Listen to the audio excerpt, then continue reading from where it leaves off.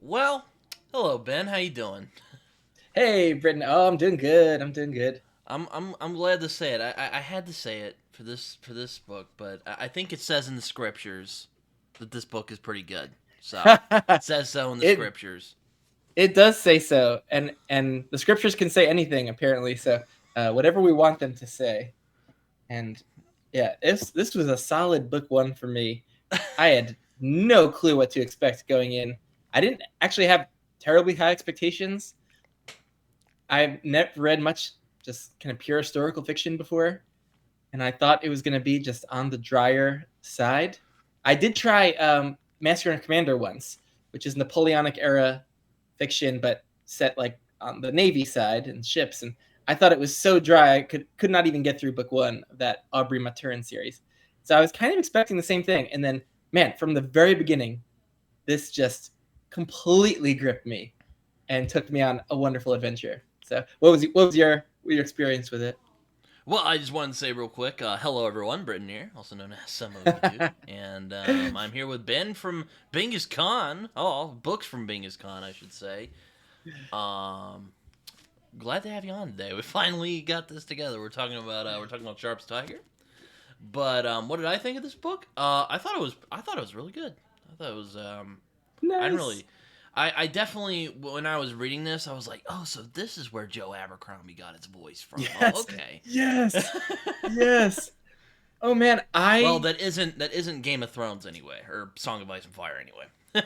yeah, no, I felt the same thing. Like I did feel a real heavy influence on Abercrombie That from same kind this. of Yeah. gritty, I don't know if he really goes. I don't know if Cornwell really goes into the head of his characters like Abercrombie does, but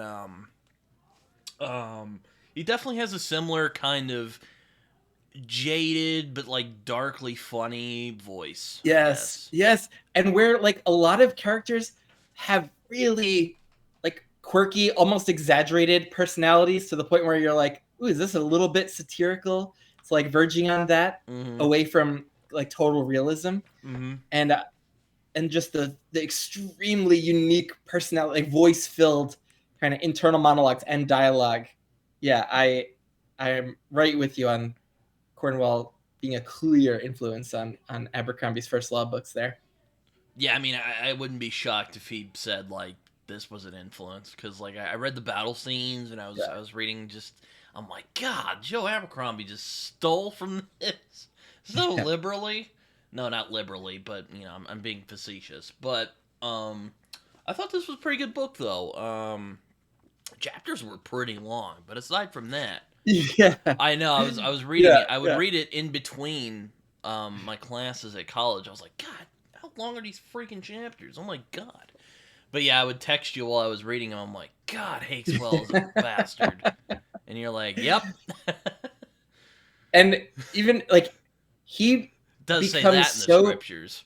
yes, it He's a does. He jerk. becomes so vile and hateable so quickly. Like what's amazing about Hakeswill is that like Cornwell doesn't try to hide his utter vileness. Like it is just right there from the beginning, and it's Well, except so when he's hateable. in Like like the presence of a commanding officer, he's like, oh, but that even that for our from our perspective just is horrible too. Because from early on, we see Hakeswill like basically trying to sabotage Sharpe, uh, stealing away his flint before there was going to be a rifle inspection, Oh yeah. and and like then we see early on that like Hakeswill and Morris, Captain Morris, were like in cahoots trying to get Sharpe in trouble, Mm-hmm. and so we know that Hakeswill is like this corrupt, immoral person right from the beginning, but that he's able to kind of suck up to certain officers to hide his evil nature is one of the hateable things about him. But then with Sharpe, with anyone who's beneath the sergeant level, like Hakeswill doesn't hide it at all because he holds authority and power over them, and just seeing him abuse that power for just completely selfish evil ends is just blood boiling from close to the very beginning of this book. And then oh man, it's just a marvel. And I didn't realize no going in, actually, the whole structure of how the series was written. Do you know, like, Cornwell's life story, or like the series' life, like, kind of life cycle of how this was written? I know they were written I know this was not the chronologically first one he wrote, so I know that. Yeah. I know it's kind of weird. So it helps, I think, to know a little bit about the backstory. So, like, Cornwell kind of went into this in the early 1980s, like trying to break in as a debut author, and he really loved, I think, the Napoleonic Wars as a kind of historical arena to play around with. But he said that, like, a lot of things with the Navy in historical fiction already been done before, but not a series that followed kind of an infantryman, an infantry soldier, kind of through the whole Napoleonic Wars. And so he wanted to do his version of the Aubrey Maturin series or Horatio Hornblower. And so he basically, and his main goal was to track, like, Arthur Wellesley's Peninsular Campaign that was extremely successful through Portugal and Spain, leading into the invasion of France and the defeat of Napoleon at Waterloo. And so in the 1980s, Cornwell just, like, published, starting with, like, Sharpe's Eagle and Sharpe's Gold, early 80s, like, starting us in Portugal and Spain, like, oh boy, was that like 1810, something like that. And then, like, in 8 or so books around that, he got to Waterloo, and that was his, like, idea for what the series was going to be. But then TV came calling, because he became pretty successful with those, and there was going to be a production maybe made by a Spanish kind of production company, and so they asked him to do a book where a Spaniard was kind of a lead character, and so that's where Sharpe's Rifles kind of came in, and was chronologically out of order, and then that was a kind of one-off thing, and that Spanish production never got made. But later on, after he finished Waterloo, this other TV production company came calling, which did actually make the show, but at that point they wanted him to release more books, and so he, like, rushed to figure out ideas, and that's when he wrote Sharpe's Battle and Sharpe's Devil. Sharpe's Battle takes place, like, in the Peninsular Campaign. I thought it was one of the weaker books when I read it. I read it in chronological order, and I didn't realize that Sharpe's Battle was just, like, this extra thing he tacked on because the TV people wanted him to write more. And then Sharpe's Devil is this, like, book way out into the future, like 1820. That's also very disconnected, and I really didn't like. But those two books, I think he wrote, and they weren't well conceived, and they were at the behest of the TV production company. But then there was, like, a few years there where I think he got to have a break, and he wrote the Warlord Chronicles, which some of my favorite books and were amazing. And then I think he's still, they're so good. But he was just in the prime of his career, the middle of his kind of writing life, and in the mid 90s. And I think he felt like he had a lot more stories he could tell with Sharpe, and he loved Sharpe as a character. And there's a lot of war ground that he could cover before he kind of started in, like, 1810. And so that's when he was like, you know what, I'm going to go back to the beginning of Sharpe's career with these India books. And so Hakeswill comes onto the page here, like, fully formed as a character, and it was one of Cornwell's favorite characters that he'd written from his 80s books. And he's like, oh, I get to tell this backstory of Hakeswill and Sharpe kind of why initially they hate each other. yes, and, like, the stuff that happens here actually gets referenced in some of those 1980s Sharpe books, which, if you read the series chronologically, you'll eventually get to this, where we're in Portugal and Spain. So Hakeswill is a character that will show up later, which is also why he cannot die, like, in these books, because in world he exists, years later. He will see Sharpe again in Portugal, and so like, that's one of the annoying things about these books, is that, like, Cornwell writes them in a way where you're like, can't just Hakeswill get his comeuppance? He's, like, so evil, but he's invincible in these books, and he thinks he's invincible. I love the backstory of Hakeswill, like, that he was kind of getting hanged because he had sexually assaulted, like, a young girl as a teenager, and he was getting hanged, and, like, the noose, like it didn't break his neck, and he was kind of did this come up in the Sharpe's Tiger where he described his backstory? But I like don't know. he But was like standing up there at this public hanging. There were a bunch of other executions. oh But no, I like, think he describes it to the yeah, officers later when yeah, he's he does like describe where talking. like he eventually got like taken down. Like someone took pity on him and like took him down before he could choke to death.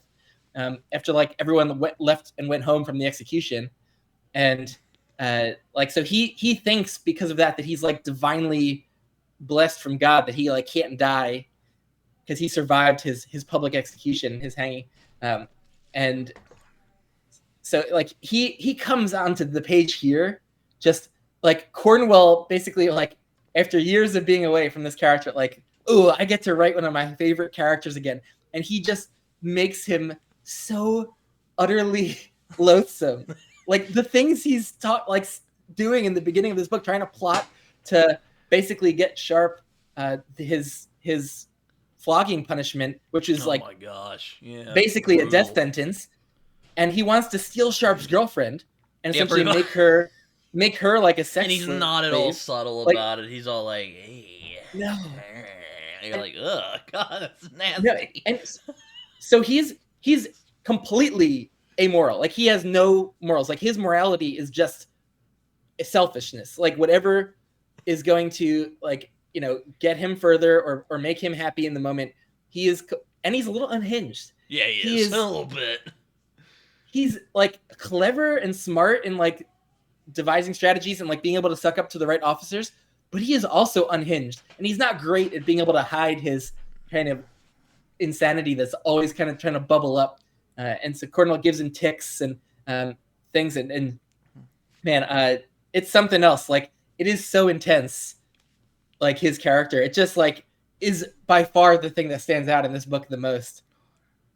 Yeah, no, I agree. Yeah, I mean, it's I remember you and I remember hearing Alan talking about just how bad like Obadiah Hakeswill is, and like I believed you, but like I don't know if this is happening to you, but sometimes when you read, you get kind of jaded after a while. You're like, oh yeah, I'm sure I'll dislike him. I'll admit though, I don't know if I've hated a character as much as I hated the Falconer from the Liza Locke Lamora Oh, books. oh yes, But yes, very hateable, very but hateable. yeah, Hakeswill is just a bastard. Oh my god, he's terrible. Yeah, there's not a He single redeeming quality. Like what other he's authors do is just this yeah, slimy, just yeah, oh god, I just feel disgusted when he shows up. yeah. No, like Cornwell gives him some kind of gross physical descriptions as well.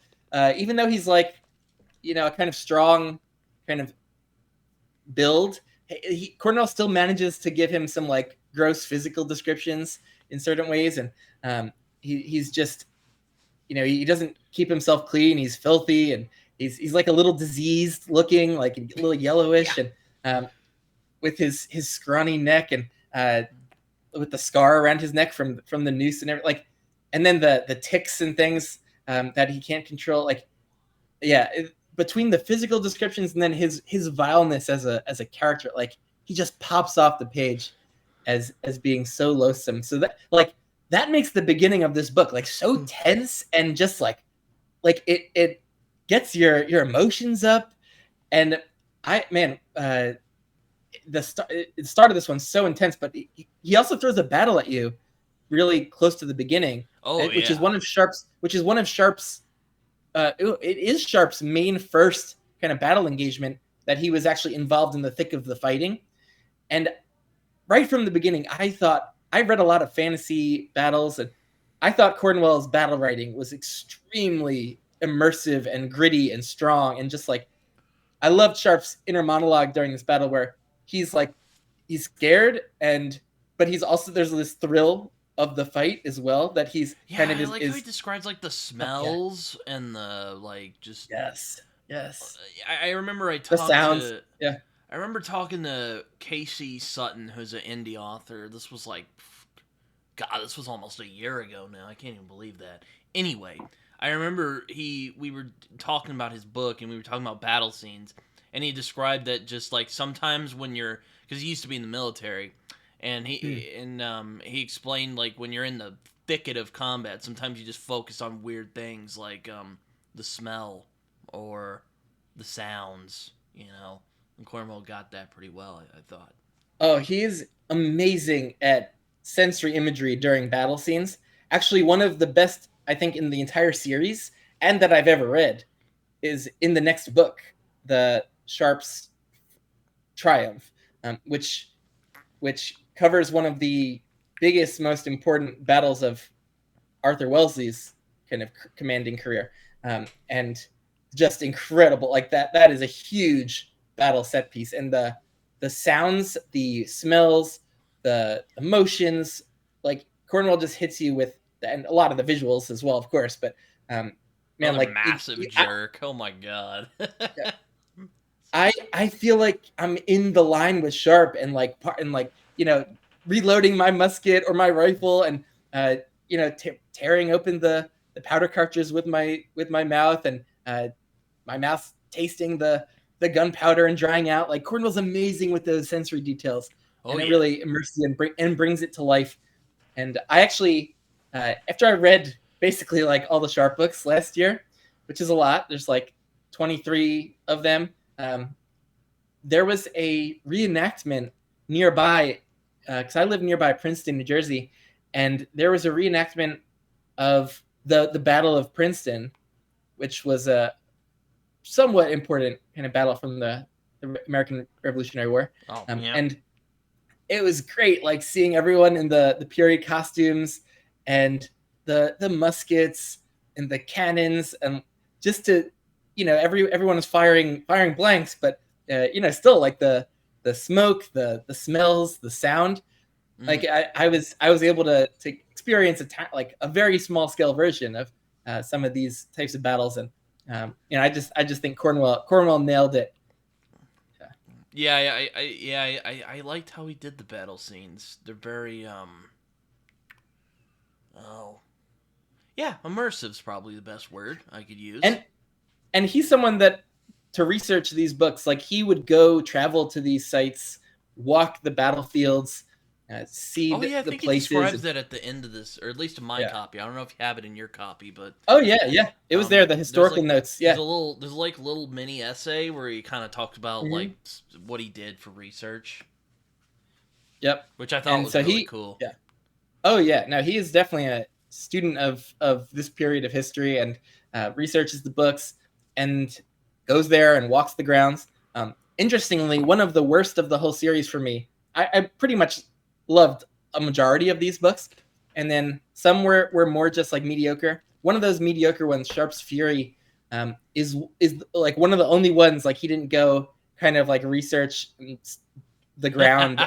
It was the Battle of Cadiz, and like it just mostly was a fictional plot, and the battle just came at the very end and was one of the less impactful ones. But what he does in these books is very interesting. There is a kind of formula to them that he's talked about, which is that he will build each of these Sharpe books usually around one historical battle. In this case, there were two that he built around. And sorry, I was letting my cat in. Oh yeah, continue what you're saying. No worries. So in a lot of these, the three India books follow a similar formula because they're usually built around two battles, like one toward the beginning of the book that's smaller, and then one that's a larger kind of battle set piece towards the end. But it's very common in the he does tension European books very well. Yeah. I forgot to mention that because like he's really good at getting you all like, oh God, is he gonna do it? Yeah. Oh, amazing with that. Yeah. Kind of in suspense. Oh God, is he going to do it? That sort of. Yeah. Because like basically it's like Murphy's Law in this book. Anything that could go wrong goes wrong, just completely. Well, with some exceptions. That's what he does great with the fictional plots. So like he tries to center each book around like a historical kind of battle. And when they go wrong, it feels realistic. It doesn't feel like like a Deus Ex Machina out of nowhere. There's one scene I think of in particular that stuck out. Ooh, we should remember that for the spoiler section here. But what I love about these books is just the mix of the historical with these completely fictional plots. So he basically approached this series where like every book is kind of building towards a historical kind of battle, but there's a fictional B plot which Sharpe is getting involved in some drama, some interpersonal conflict with Hakeswill sometimes, or with other officers that he's kind of clashing with because they're not very smart or corrupt in some way or another. And Sharpe is this kind of, except for Fitzgerald, he seems to know what he's doing.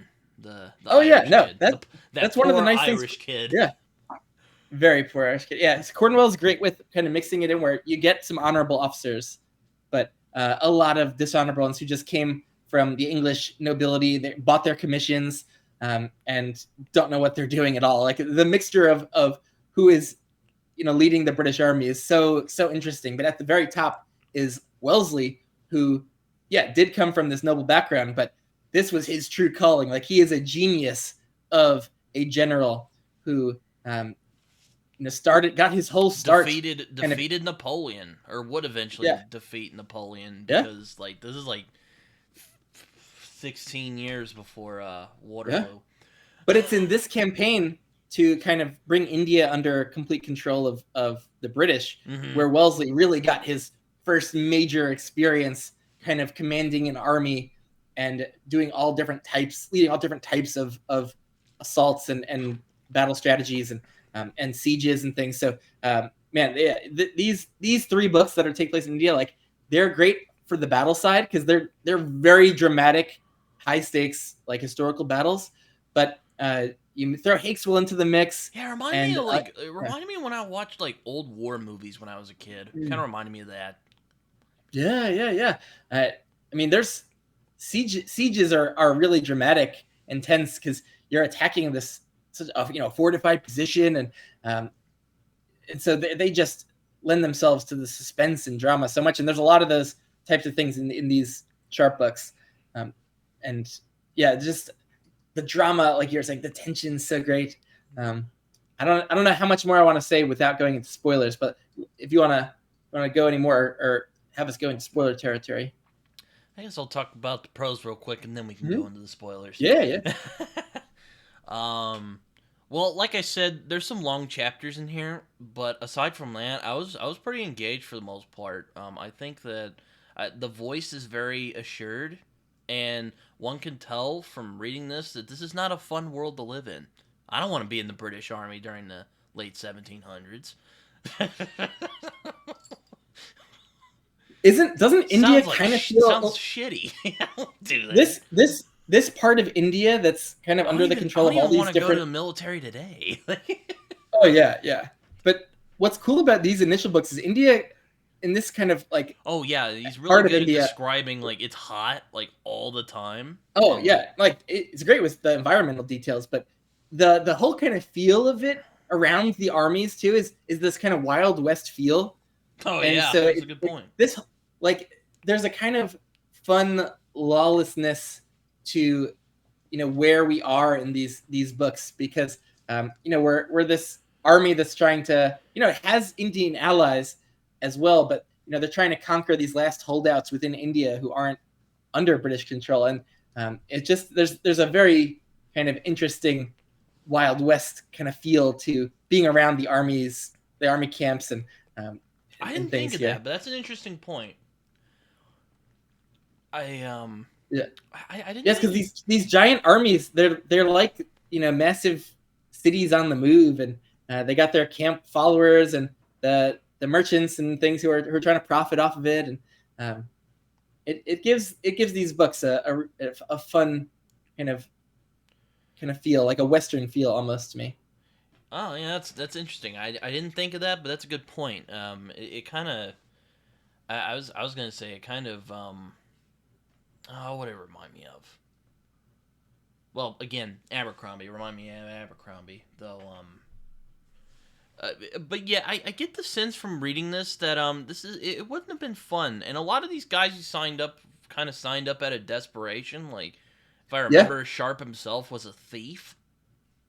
Yeah, he got out of jail time or worse, maybe, by enlisting in the army. But that was how Britain filled their army at this point. Like, they didn't conscript soldiers, but they did.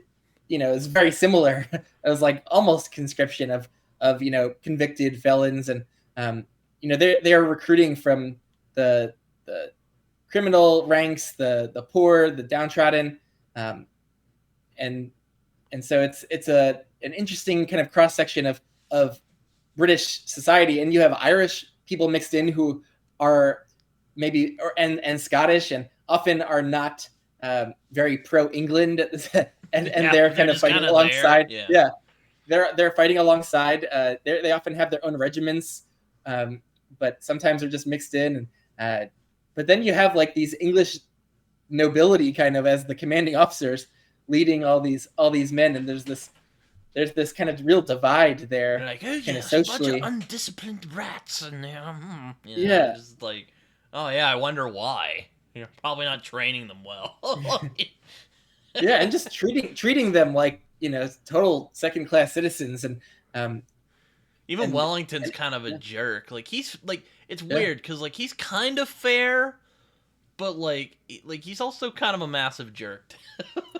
He yeah. like walks over I to love his Sharpe and he's all like, yeah. "Yeah, this guy deserves." It's like, why'd you stop a flogging? You I love the he gets characterization all of mad Wellesley, that they and stop a Cornwell. flogging.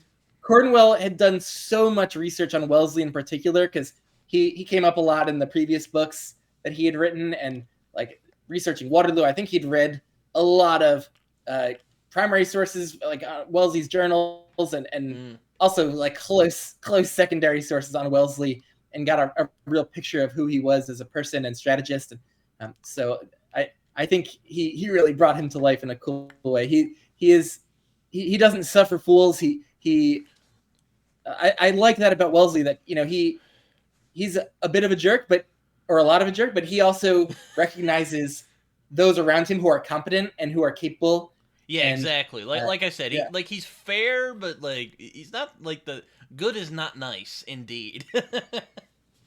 I don't know if they're good because they're kind of just enforcing England's colonialist interests, but yeah, I digress. yeah, I won't go there.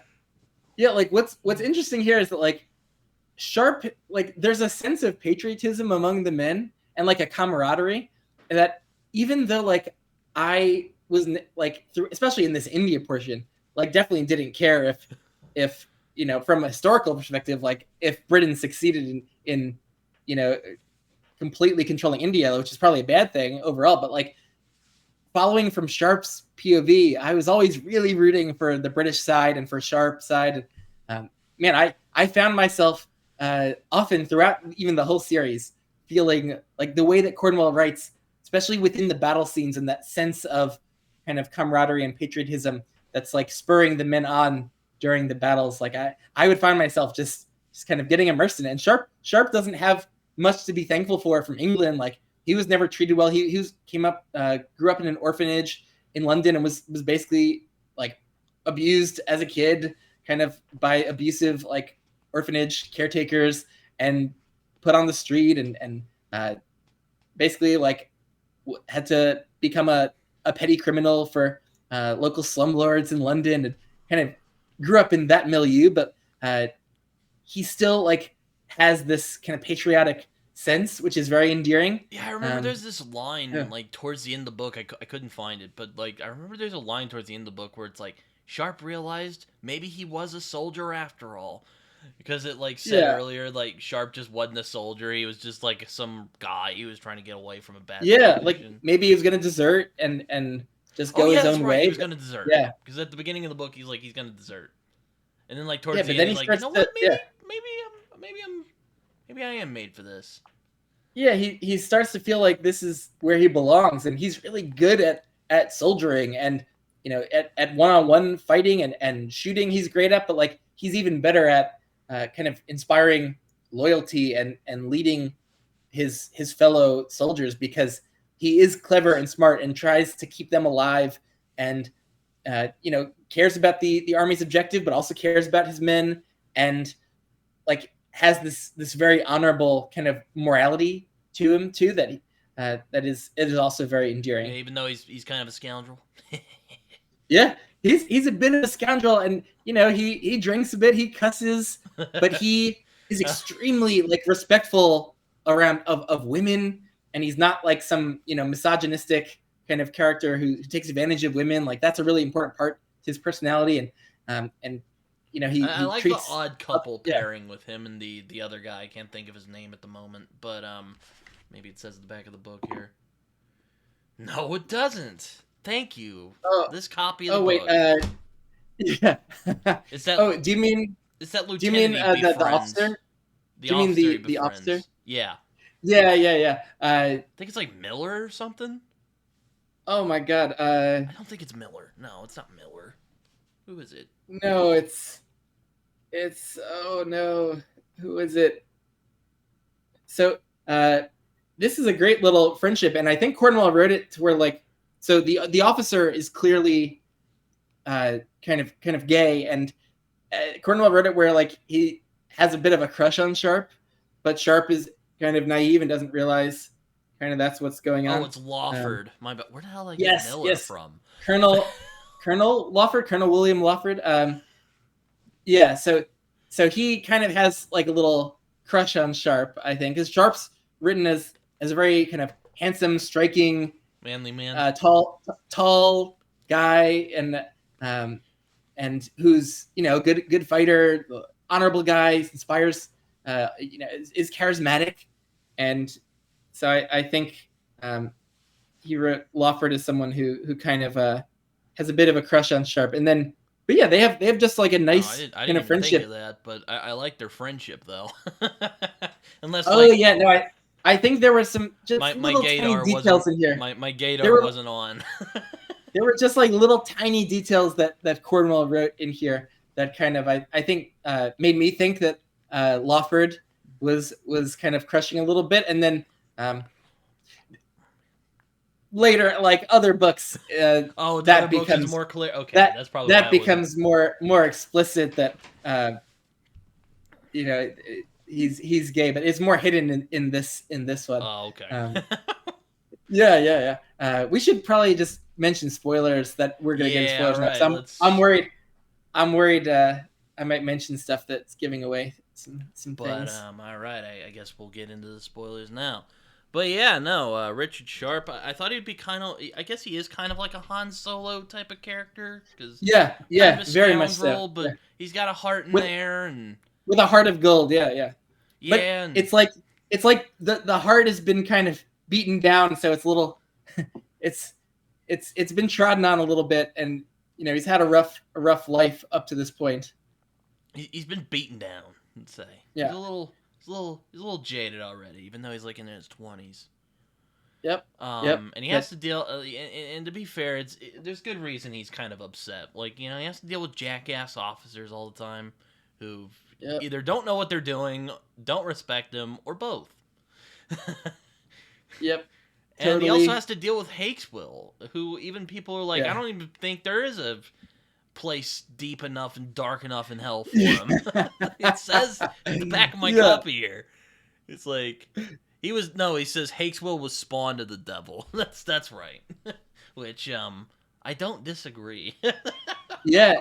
No, I think he's written kind of that way where there's nothing redeeming like that. He's just born with an evil streak to him, and he's never kind of changed or tried to change. Like he just embraces that, and he's basically like a darker. I kind of thought of him as like a darker reflection of who Sharpe could have been in a way. Yeah. But Hansel is a good way to describe Sharpe. Yeah, kind of the ladies are attracted to him, and he's like he's a dashing figure. He's adventurous and bold, and but can inspire great loyalty and friends as well, and like have all kinds of friends. He's very charismatic. Oh, Han Solo is a great comparison. I gotta use that when I eventually want to make a video just breaking down the whole Sharpe series, and that's a good that's comparison. what I thought of, kind of that kind of scoundrel, but like he's not a bad guy. He's just he can be kind of a jerk sometimes, but he's not a bad guy. So what did you think in the beginning when Hakeswill kind of succeeds in goading Sharpe? Like I was like, oh my God, Sharpe, he's trying to goad you. Do not hit him. Do not hit him. I know. And then finally Hakeswill, like the tension that was building in that scene was crazy. And finally Sharpe kind of like flip flopping because I was like, oh yeah, hit him, and then I was like, oh Hit wait, him. no, you're fucked if you hit him, and then I'm like, and Yeah. he's like, and then you're like, oh wait, no, but it's gonna feel really good, but you're probably gonna Yeah. die if you hit him. And then finally he couldn't control himself and socked him good. And then he's I And then Hakeswill just was does just cries wolf in the most obvious yeah. way. Just Yeah. he's like, he hit And me, and he's like, oh god. I like It's just how horrible. Sharpe didn't even try to defend himself. He's just like, yeah, I'm fucked. Yeah, no, but him getting flogged, that scene, like I was like, oh my god, this is one of the most brutal things I've ever read. Like, damn, we're in dude. we're in Sharpe's POV, and like it is so painful. He basically thinks he's going to die because if he gets hundreds of lashes, like he's never gonna be able to recover from that. So, like, my god, that was so brutal.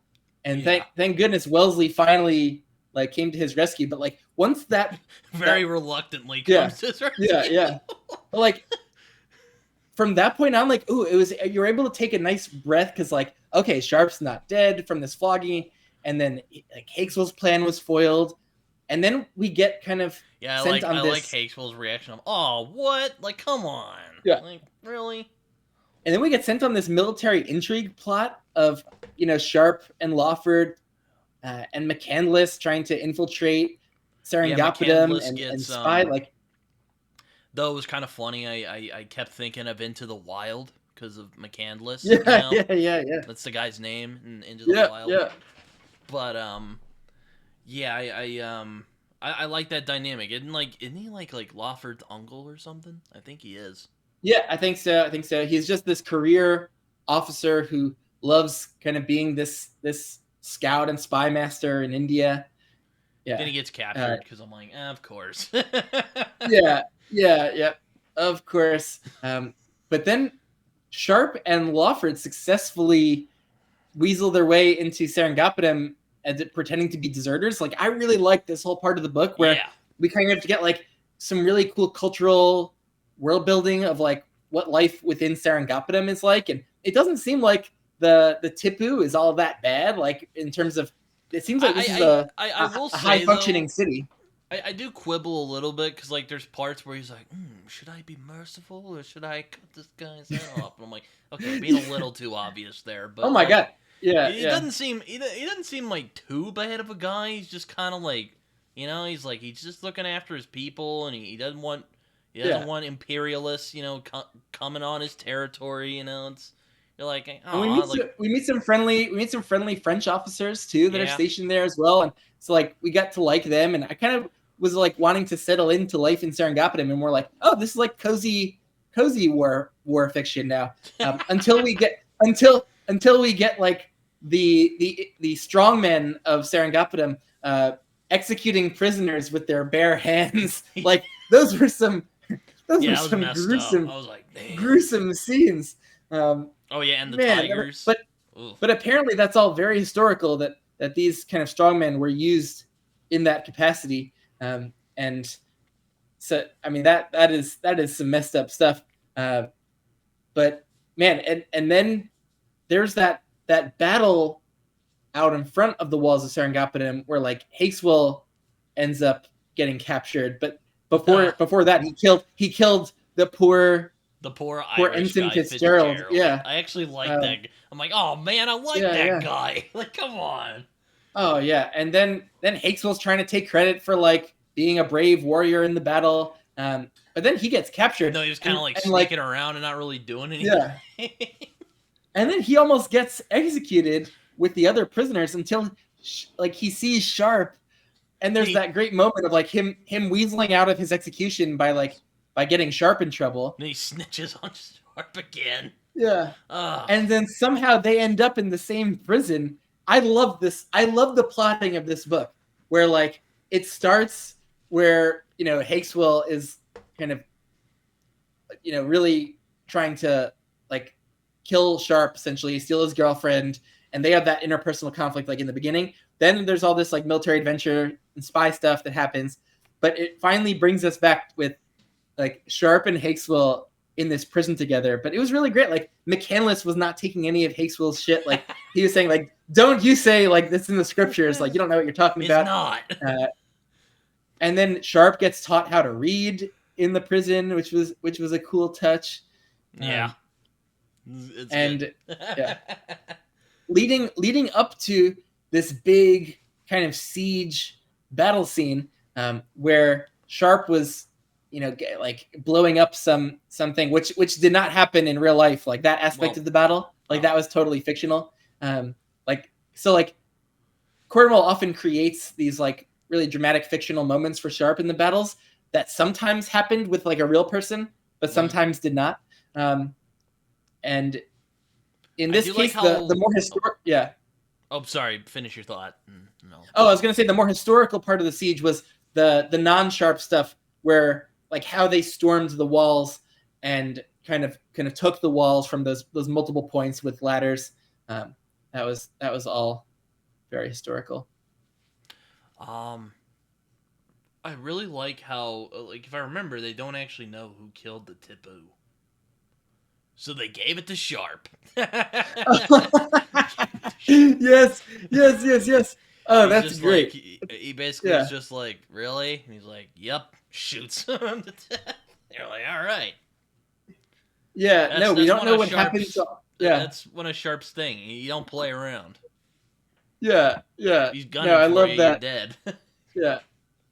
And so like in real life, like there probably was a guy or multiple people that like kind of secretly took all of the Tipu's jewelry that he had on him, all the gems and things. And at the end of the book, he's like, "Oh yeah, we found the Tipu. He was dead, and like he was picked clean." Sharpe's like, "I don't know nothing about that."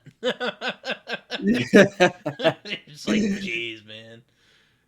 Yeah. But the actual like siege part that took place on the walls, that was some harrowing stuff. Like seeing how it worked with like the forlorn hope, with who like the people who are at the forefront of the kind of siege invasion, and man, just the bravery and gruesome fighting that happens like at the front of the siege. Man, it was so dramatic. Yeah, it was like a form of time travel. Gesundheit. Thanks. Like for us, like it's going back to a whole other era of warfare. Yeah, no, like had to reload the musket. It's very stressful. Yeah, it's real stressful. Yeah, no, like you have to save your like shots to be so strategic. Like use up a shot if you're storming a wall, and like you're not going to be able to shoot again until you get like 20 seconds to reload or 30 seconds. But so it's just brutal fighting with like swords and bayonets, and it's so brutal. But I loved in the beginning of the siege though. Oh, did they use ladders, or was it I think in this one they did not need to use ladders because they had broken through the outer wall with their cannons, he blew it up, or he blew it up. Yeah, he's like, I don't want to say nitroglycerin because I don't know if nitroglycerin existed then, but I know he used some explosives that they had to blow up the wall, which, like you said, I guess is not. Well, I think that was like this inner wall, like from like they had placed all these explosives in between the outer and inner wall. Oh yeah, and Sharpe blew that up. But like, how did the British soldiers from the outside get in initially? Was it with ladders on the outer wall, or I think they had kind of? I think it might have been. Yeah, I think it might have been ladders. Again, it's been a minute since I read this, so I don't remember all the details. Yeah, or it might have been a mixture of ladders with first having like kind of use their cannonades to just completely crumble the like a portion of the outer wall. They get like the tiger pendants because they like do well and they become like deserters, kind of. Even though they're not really. Basically doing it's basically like a spy story in some. Yeah, no, this definitely was mixed in a bit of the spy kind of narrative storytelling. Not all like a good amount of the Sharpe books actually do that, but a lot of them are different. There's like a very big variety in kind of like what kind of like fictionalized plot Cornwell invents for it. Like sometimes it's kind of the spy stuff. Other times it involves like Sharpe like being at odds with some British officer, uh, and them having like some huge beef that they're working out over the course of the book, or some locals like either in India or like Spaniards who are kind of on the side of the French or kind of just like trying to profit from the situation, uh, who are kind of the antagonists. But there's all sorts of fun adventure plots. I'd say if you read like a whole lot of the Sharpe books close together, you can start to get a sense for like storytelling formulas, and you might start to feel like it gets a little old. But I just have such a fun time with them. They were so easy to read, and I loved Sharpe as my main character so much that I didn't mind too much that the storytelling got a little formulaic from book to book. But if that would bother you, I would say spread them out, and then they'll probably Yeah, work. that's what I'm They'll gonna work do. better. Yeah, I'm spreading them out. So I don't know yeah, when I'm and gonna it's get not. this Yeah, Sharpe's Triumph, but yeah. If you're at all, if you don't feel the need to binge, like, and you're at all worried about they become formulaic, like spreading them out, and then every time you come back to one, you'll get like, what you'll get. Like it'll be a similar kind of feel to Sharpe's Tiger. Like it's a pretty good book one, and being like a good example of the rest of the series. But yeah, these India books are so solid because he wrote these like he was on a roll in the mid '90s, like coming off the Warlord Chronicles and restarting Sharpe with like these were really good ideas for Sharpe books that he had at this time. And then he did like the 3 India books to kind of finish up Wellesley's campaign in India, and then the next book chronologically was Sharpe's Trafalgar, where it's the only Sharpe book that like has us on ships like in a naval battle, because it's like one of the most important battles of the whole Napoleonic era. And mm, um, and but he does it where Sharpe is like on a ship like going back home from India, and so like that's how he gets Sharpe involved in the Battle of Trafalgar, because Sharpe was like on a ship already traveling back to England. And then after that, like we get a kind of very random side quest campaign that did happen in Copenhagen, Denmark, oh where yeah, Britain was trying to get a hold of Denmark's fleet, but Denmark wouldn't like give it to them. They were worried the fleet would fall into the French hands, and so like Britain, like it was like kind of like a spy thriller-ish book where Britain is trying to conduct a secret mission to like destroy Denmark's fleet. That's a cool book. I like that one. And then there's a couple that he did right after that of like starting back into the Peninsular campaign, of stuff going on in Portugal. But like if you go chronologically, which I would recommend, like you're gonna get a lot of his like writing from the mid '90s, like this, and then early 2000s, and then it's so jarring though to like go back at some point to like his debut books that he wrote at like 1981, like Sharpe's Eagle and Sharpe's Gold. It was like Sharpe's Gold is just the quality dip there was so dramatic. You could well, just skip Sharpe's Gold. Like I could tell you exactly which books are just like totally skippable. Um, or just but not worth it. yeah, just not worth it. But like he's I think he figured out like his style that would work pretty quickly, because by book 3 of his publication order, Sharpe's Company, it's like a couple of the biggest siege battles from the whole war in on the Portugal-Spain border, and a certain friend returns to the scene, Oh and no. like that book is just amazing and heart stopping, and some of the best war action. And then you get incredible kind of fictional plotting in that one as well. So like it didn't take long for Cornwell to hit his stride. I think with his 3rd book is where he really did. That was early 1980s, and then from there, a lot of the books leading up to Waterloo were incredible, and Waterloo itself was amazing. Like that book is almost the entire thing is just battle focused around those few days of kind of leading up to that battle, and then the battle itself. Incredible stuff. But yeah, no, I think Sharpe. I really liked a lot of the battle sequences and the intrigue.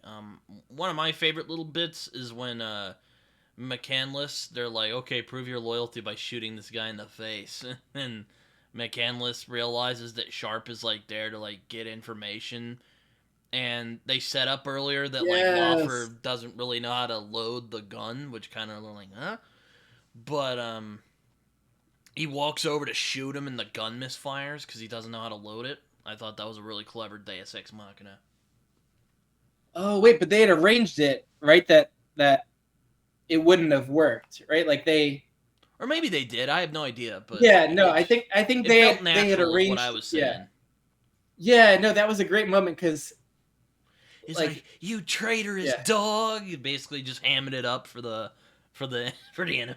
He's like, "Shut yeah, up." Oh man, it's messed up. Sorry, guys. yeah. No, I think that was a great scene. Yeah, because we weren't sure exactly what was gonna happen, I'm like, and if damn, like Sharp just gonna McCandless, shoot a yeah, guy? Cool. I also like him and Lawford's dynamic. He's like, well, that's not how it's properly done. He's like, well, you want it properly done, or you just want it done? Like, come on. I got back. My yeah. back hurts. Okay, I don't have time for your whining. Yep. Oh yeah. Uh, I love the dynamics between a lot of the characters And here. We're Lawford's just a lot like, of you know what? I fun. kind of Yeah. respect this guy, kinda. And yeah, Yep. become friends. Yep.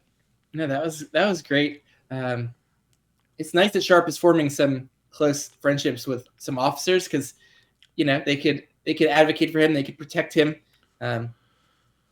because Morris is an officer that has it in for Sharpe For because he's in some league with reason. Hakeswill. And yeah, well, Morris is just one of those completely corrupt officers who's just Huge jerk. not yeah huge jerk and uh, yeah he sees men like Sharpe as ones he can take advantage of or who are dangerous to him because like Sharpe is more of an honorable kind of soldier, and I think it's a threat to someone who is on the more corrupt side like Morris. Yeah, he's all like, yo, or if I remember, I think Morris just doesn't he feel like threatened by Sharp or something?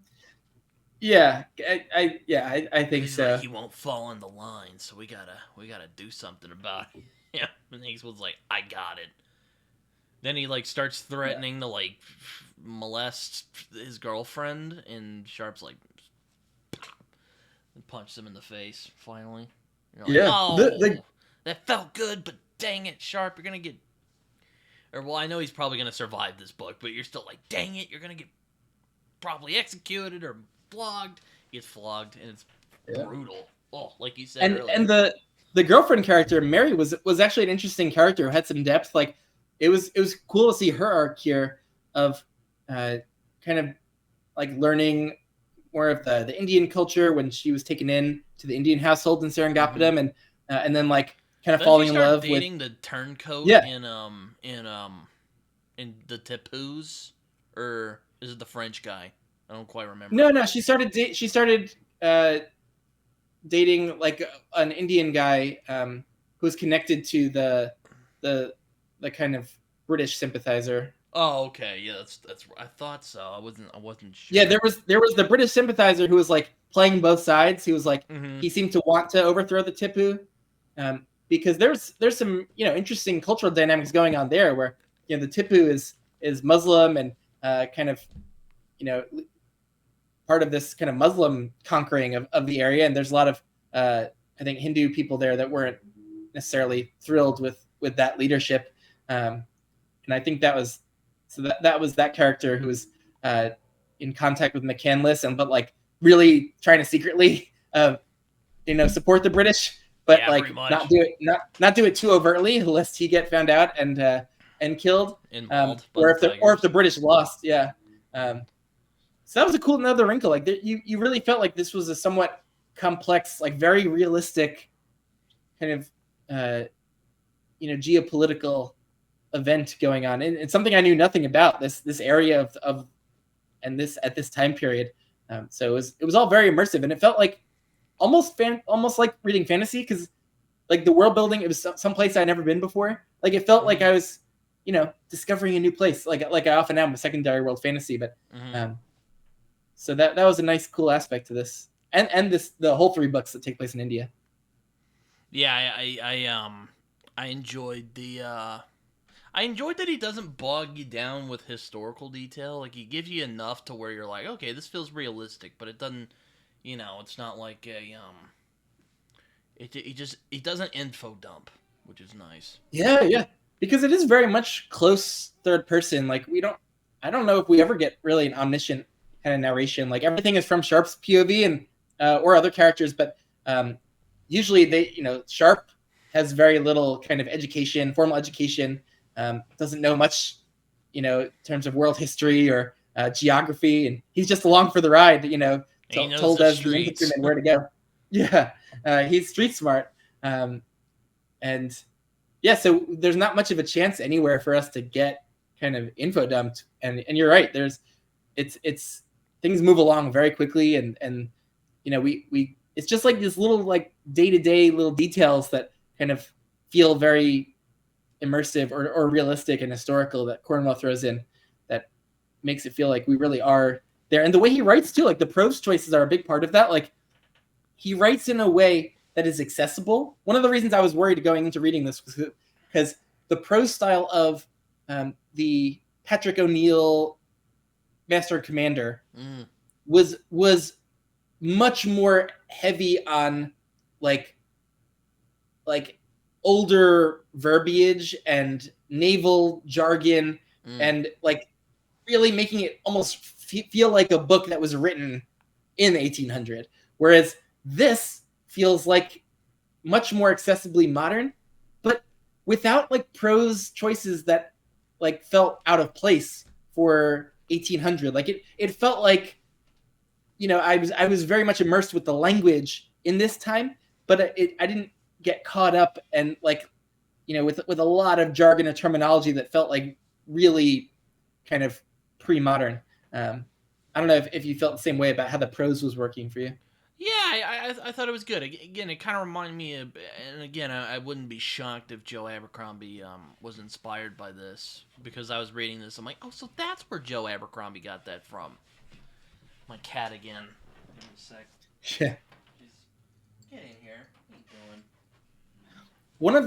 One of the things that I don't love about certain modern fantasy books I've read, it's like they take on a setting of a kind of like historical time period and place, and then they use some modern language that just like does not jive with that. Like in the Poppy War trilogy, like just some of the way that the characters speak like just feels ultra 21st century like American.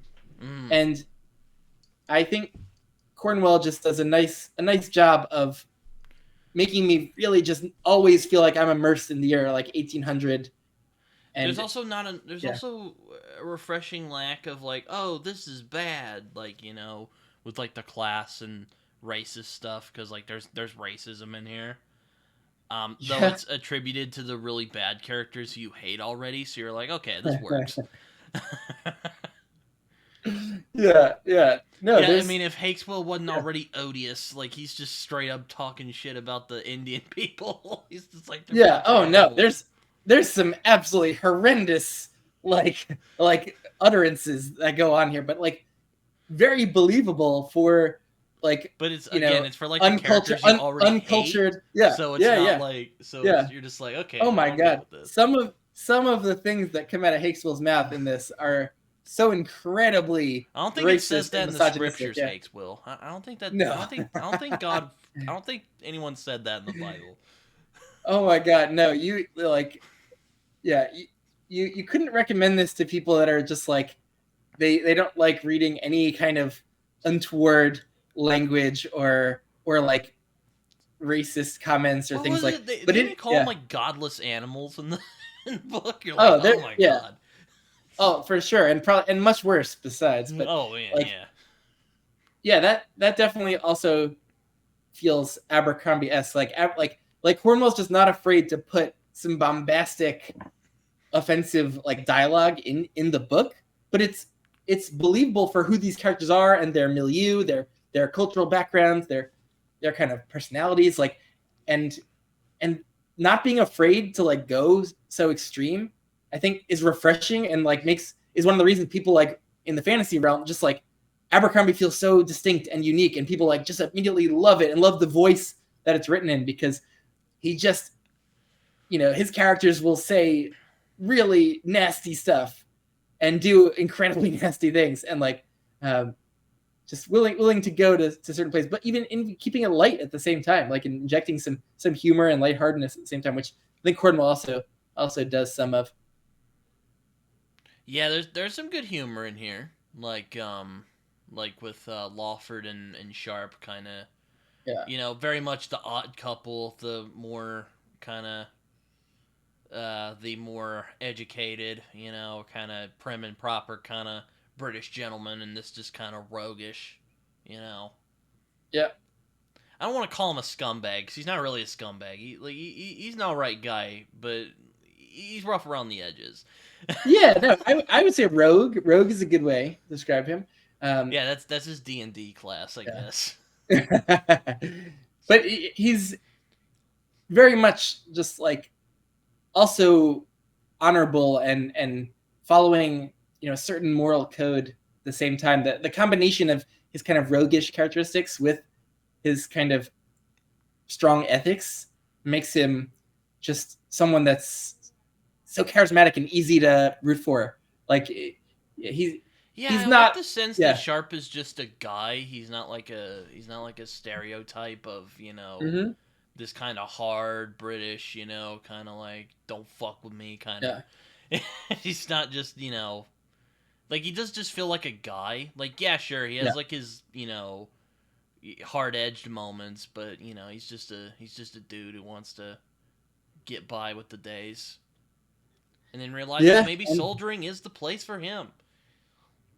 yeah. Oh, for sure. For sure. He does have And a code of um, honor, though, so you are right about that. yeah, one of the great joys of the books is something you can only get later in the series chronologically, where like a certain side character emerges as a kind of companion to Sharpe and like his best friend, kind of in the army, and um, that becomes a real highlight of the series. But that character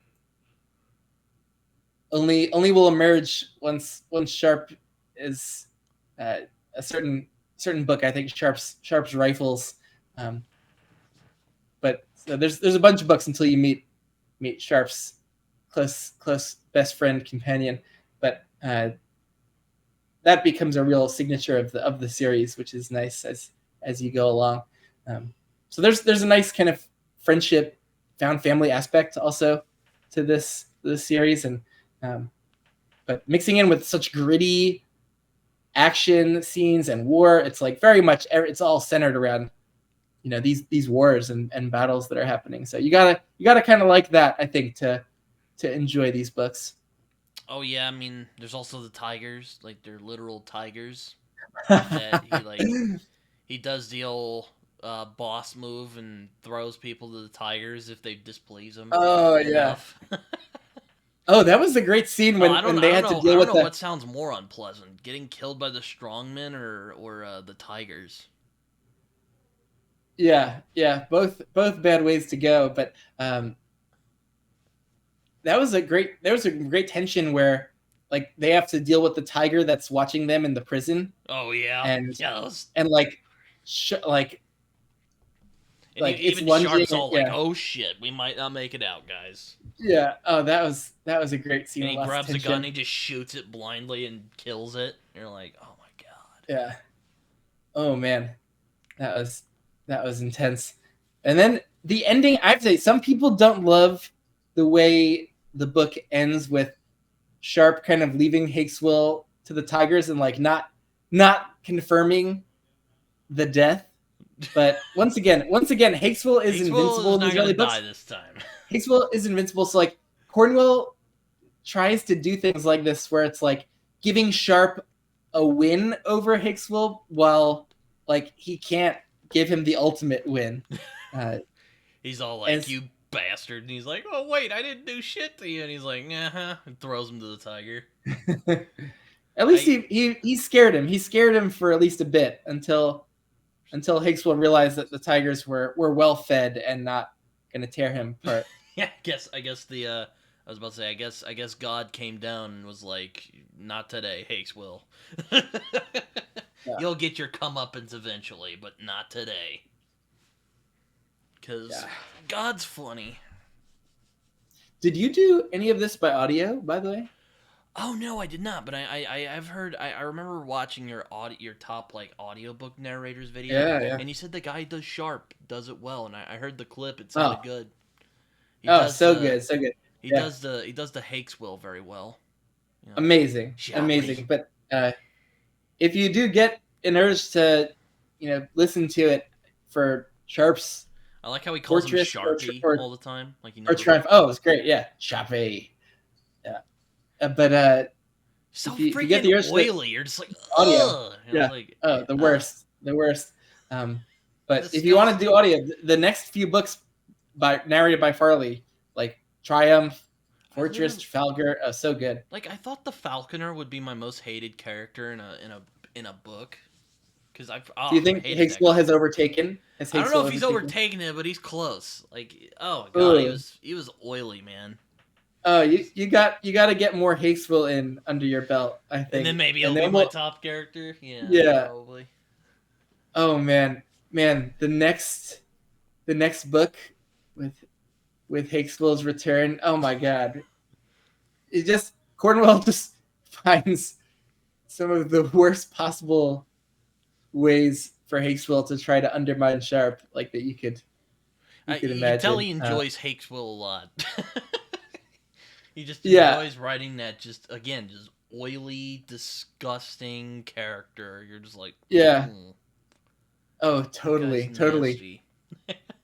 And because like, man, after these India books, there's all these books that kind of happen between India and then like I said, Sharpe going back home, and then like this random side quest in Denmark, and like some earlier Spain books before, like the ones he'd written in the 1980s, and or Portugal books. So like there's this nice reprieve that you get. Like it was like I was missing Hakeswill, but I was also it was so much more relaxing to read these books without his presence, and I just like It's got like a so mixed low. bag where you're like, damn, he's great, but Yeah, like, it's kind of nice. You don't have to be there stressed. was yeah there was this lack of the same level of stress of reading until finally he returned to the page, and I didn't know exactly when it was going to happen, and then when it did, like the tension immediately got ratcheted up to a 100 out of 100, and was just like I could barely take it again, after having that long reprieve. But that character is something else, man. That is. I I think there want was to. only like I one time I almost kind of felt pity for him. I think that was when he was like talking about his backstory and like his mom or something. yeah. But then Like he just twists it, and you're like, oh my god, this dude is just the worst. he did really He ruined it. love his mom. He did like have one loving relationship like in his life, um, and but there's very little to pity Hakeswill for. He's brought most of his of the ill will down onto himself. Yeah, pretty much. It's oh god. I Can't do wait, agree can't with you. I wait. like when Yeah, McCandless was like, yeah, I don't think they say that in the Bible. Hates Will. It's like yeah. quiet. Like McCandless if you say is that, very or if I remember, he says like, yeah if you say that one more time, I'm gonna shoot you or something like yeah that. because McCandless is very religious, and he can't stand hearing people like misquoting the Bible. Yep. I also like that McCandless gets along with Sharpe. You know, he's like, hey, nothing personal about you almost killing me earlier. Yeah, no, I Like love their I was about to say, relationship. he's not too miffed about almost getting shot. I guess No, he knew that Sharpe was kind of because again he's like, yo, where's the stuff? And he's like, or what is it? He had like plans or something. Again, I'm going back to Star Wars.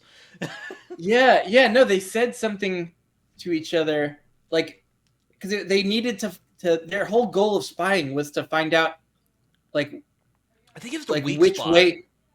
way to attack the city, like Mhm. which like and Oh yeah, the place which wasn't as guarded.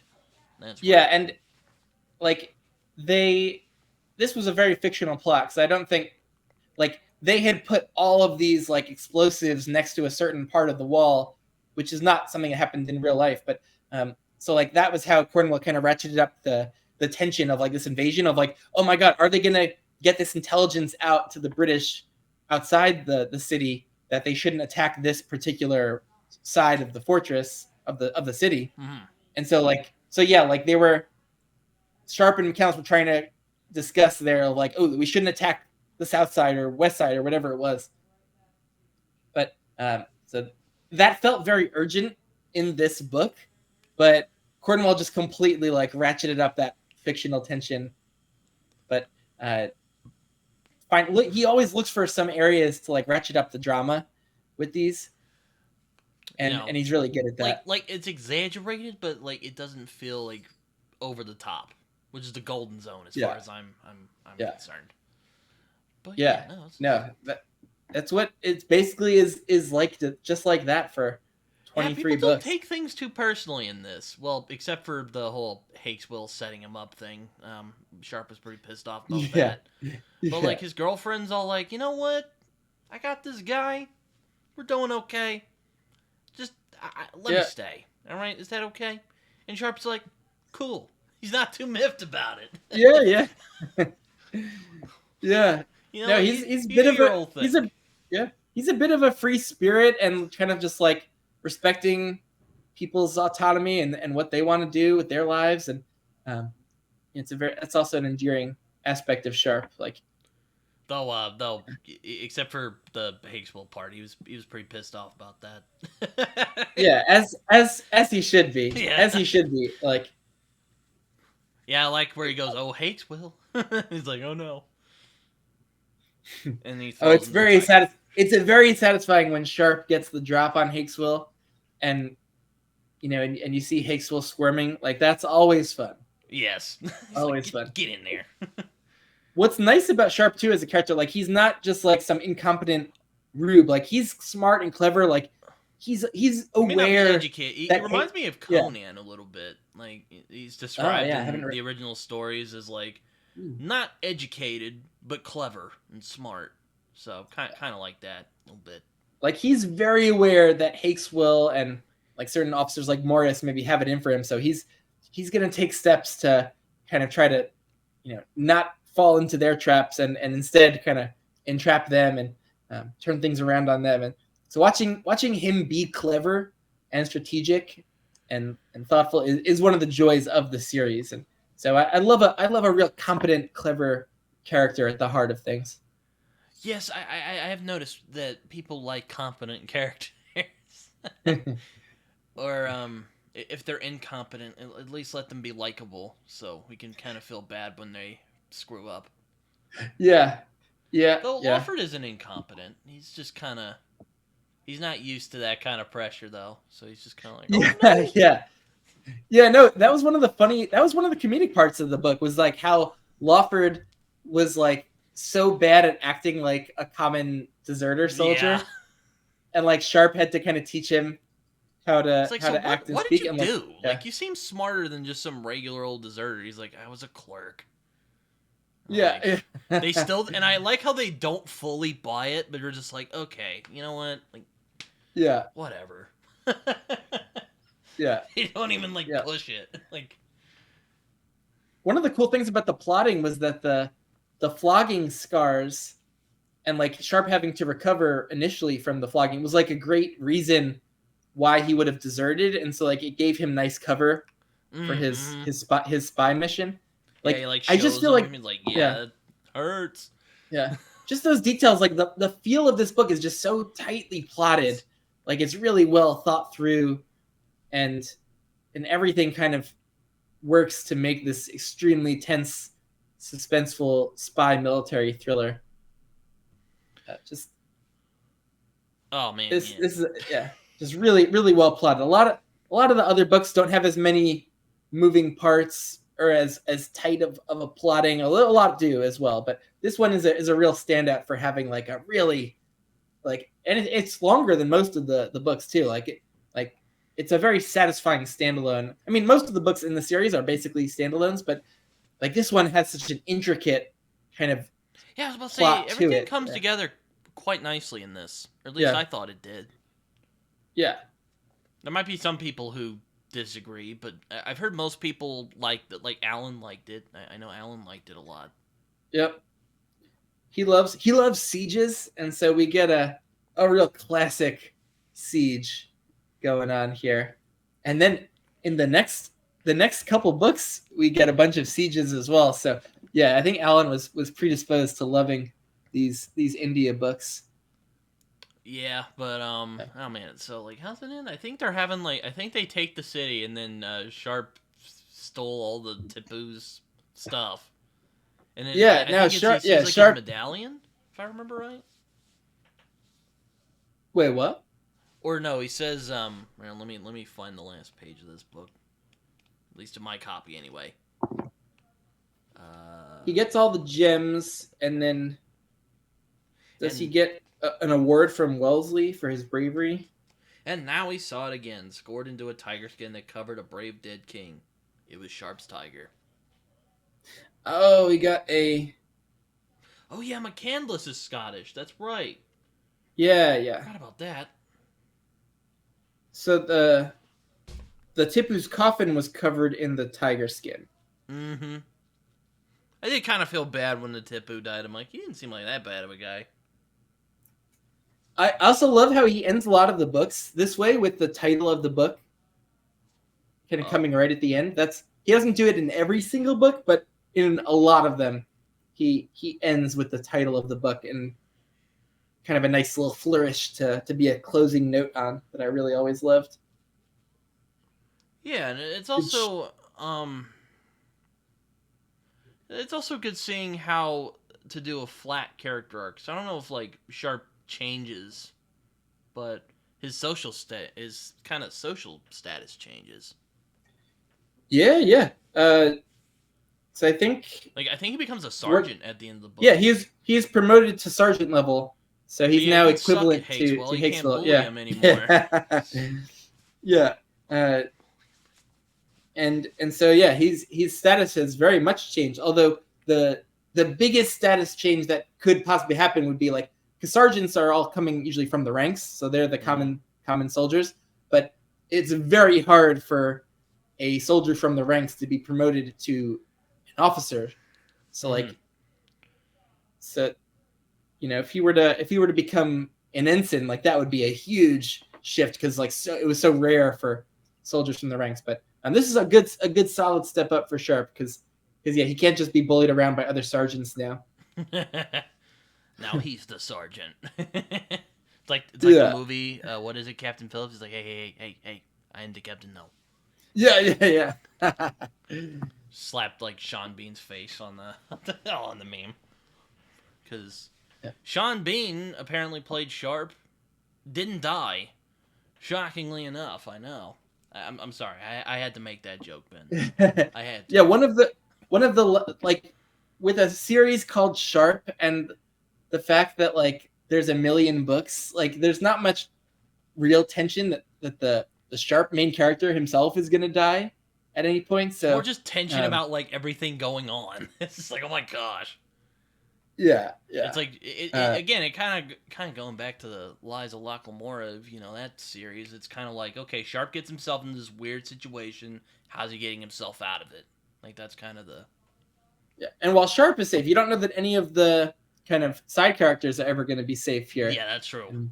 I was like, oh man, so I don't know if McCandless is getting out because I like that guy. Yeah. I want him dying. So there's always plenty of tension with who around Sharpe is going to make it out of these situations.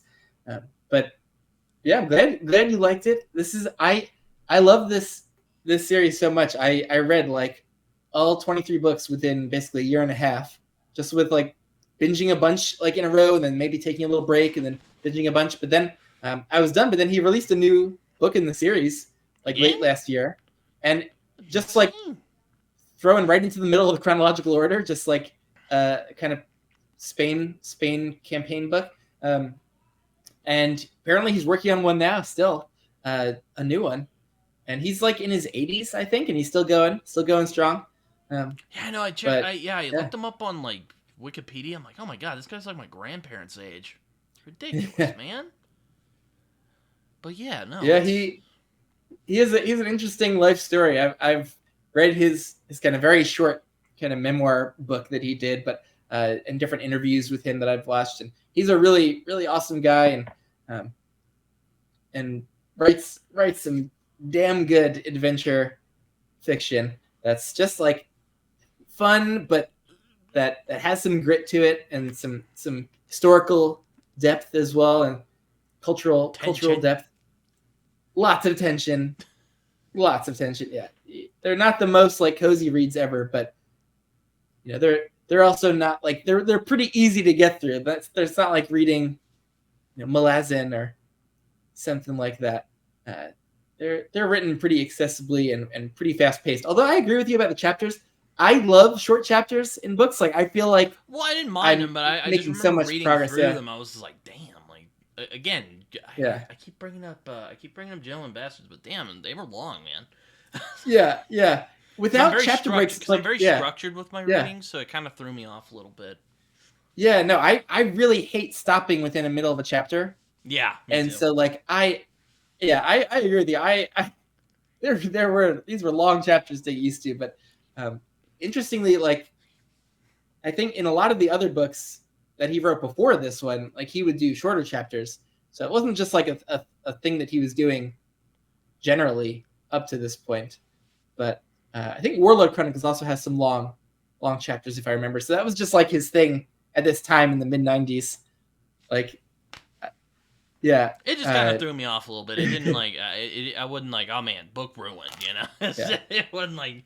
What's cool is like that he was writing very different styles around the same time. So if you like picked up Winter King, like which he wrote right around the same time as Sharpe's Tiger, like it would feel so different. Like he wrote more of a lyrical fantasy style with that one, and this one just it feels so different, I'll have to read that series. What's it called? The Winter King? Warlord Chronicles. The Warlord Chronicles. Thank you. I think Winter King's like one of the book names.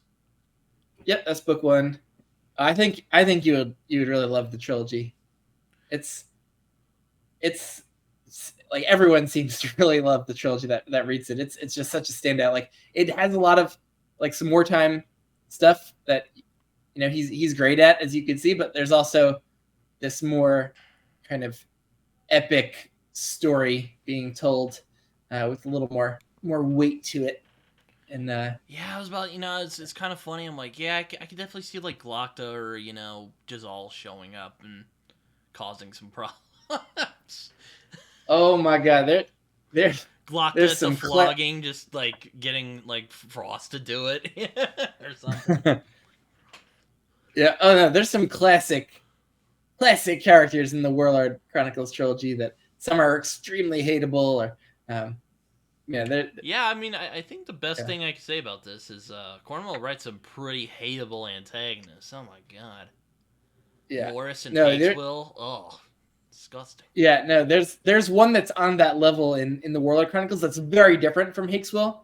That's much more of like someone that hides their evilness, and that's Lancelot in that in that trilogy, and like everyone who reads that is just like one of the main things that stands out is just how loathsome and hateable Lancelot was in that trilogy, but in a very different way from Hakeswill, which is cool.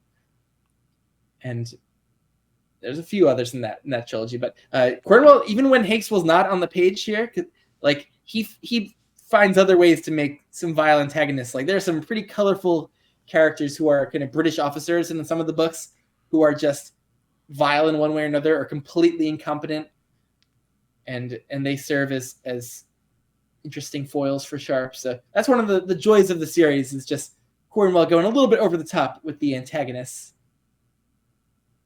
Fair enough. Yeah, no, sometimes you just gotta hate your antagonists, man. Yeah, they don't always have to be layered and complex and morally gray. Yeah, that's just one of the joys of going. Having some reads that are like that is great, but having some where it's like the Han Solo hero against just someone who is unquestionably evil and vile in every way that you could dream up. Probably smells sometimes bad that too, is but, oh yeah, definitely. If you can indulge me Yeah. being petty for a moment, he probably smells Oh bad. no. Oh my god. Yeah, no. I think we do get a bunch of details like that with Hakeswill, where he just doesn't bathe. He doesn't care about his appearance or the way he No good smells or like around vibes other with people. that Like man. yeah, none, zero, zero. Yeah, I All right, well, mean, I'm glad you liked it. Glad you liked it. This is a success, I think, for a first book. And yeah, this was your definitely. first ever Cornwell, right? This is my first Cornwell. Yeah. I wanted to try Sharpe for a while because I also like the Napoleonic period. So I mean, that kind of muskets and the uniforms. I always get tempted to say costume, but uniforms. Yeah. Um, Yeah. Yeah. so yeah, maybe I'll get you back on here and we can talk about Sharpe's Oh Triumph. Isn't man. that the second one? Yes. Yeah. And it's just you'll get a whole different feel for that one because we spend some time within a Scottish regiment there, and like Sharpe is very much kind of an odd man out because he's an Englishman, and like man, that book is really intense, especially with the battles and oh man, I don't want to give anything away. Yeah, it's pretty gritty. The book is really gritty, and Hakeswill's obviously still around because Oh no. the tigers didn't eat him, so he's up to no good. And but like leading up to one of the most intense, awe-inspiring like battle sequences I've ever read. The Battle of Assay is just a really important battle in Wellesley's history, and Cornwell does it justice. Man, it is incredible and immersive, and so I can't wait to chat about that one with you. But I think that's it. I mean, what's nice about this book is it's a really tight book. There's not really a lot of, I mean, not a lot of fluff in there. Well, long chapter aside, there's not fluff in there. No, it moves along. Like the events happen really quickly. Yeah, yeah, very tight. Like that's also one of the highlights. I complain a little bit about the long chapters, but he keeps it moving, so it's not like boring or anything. Yep. No, that is definitely the general feel of all of these books. Just like they're very quickly paced, and so that could be nice palate cleansers for you between other more slow moving, epic, morally gray types of reads. Yeah, and I mean, if I start Malazan, I'll be sure to put this on the palate cleanser list. Because there's not a lot of world building you have to really like. It takes place in our world, so we have all of this kind of historical and cultural kind of background knowledge that forms the backdrop of. It's not like a secondary world where we have to learn every aspect of the geography and history and society and the way everything looks, and so there's a certain like ease of getting into a historical fiction book, I think, which is nice if you're a heavy fantasy or sci-fi reader where there's so much like new world building you always have to get accustomed to. Mm-hmm. That's one of the nice things of going for these. They're just so easy to slip into and get immersed. Oh yeah, most definitely. But yeah, I think that's it. Thanks, Ben. I'm glad we finally managed to get this pleasure. together. Yeah. Oh man, I will. Anytime you want to talk Sharpe or Warlord I'll let Chronicles, you know when I start Sharpe's game. Triumph, which hopefully will be sometime in this year. My reading's kind of slowed down a bit, but yeah. I started Jonathan Strange and Mr. Norrell, which also has Lord Wellington in it. Oh, really? Oh, wait, like Arthur Wellesley? Yeah. Or a different? Oh, wow. Oh, wow. Okay, Same that one. makes that book more appealing. That's a chunker. That thing is huge on it's a my thick shelf. Boy. Very different from Piranesi, let me say. Yeah. But yeah. Oh, wow. Does Wellesley show up for like a big chunk or just like as a cameo? Well, no, he's in the part that I'm reading right now. I don't know how I need to finish that part, but basically, our Jonathan Strange goes to Portugal, and there's Wellesley, and he's all like, "Oh, so what kind of magic can you do?" And he's like, "Well, I mean, depends on what you want." And he's all like, "Can you make soldiers?" "Yeah, I don't think I can do that." And then he's all like, "What use are you to me? Get out of here." And then Strange just keeps writing him letters, annoying him about, "Hey, can I help you out? Can I help you out?" And then finally Wellesley's like, "Fine." It's great. Oh, okay. That's interesting. But you're gonna have to read a little bit. It's like right there in that part of the book. So. Oh wow, that is a huge book. I don't know why the sight of a chunker intimidates me when I just read Shogun, which is like 1,300 pages in my big hardcover. It's like, I don't know why I'm so intimidated by big books if I regularly read stuff like that or the Stormlight books, or Like, but dude, you they still binge do Malazan. intimidate What are me. you talking about? Didn't you Yeah, binge yeah, no, I Malazan? did. Yeah, well, the binge took like 6 months, but I did binge it. it's I it took a while. That's before my booktube days. Anyway, well, Ben, if you have any social media you'd like to share, before we get going, feel free. Oh, mostly just my booktube channel, Books with Benghis Kahn. Fair enough. I hope you guys enjoyed this. You can find me on Twitter and Goodreads and Letterboxd and Discord if you want to hang out with me on there. Again, Ben, we should do this again sometime. I didn't mean for that to rhyme. Indeed. Let's do it. Anytime. All right, yeah. Until next time.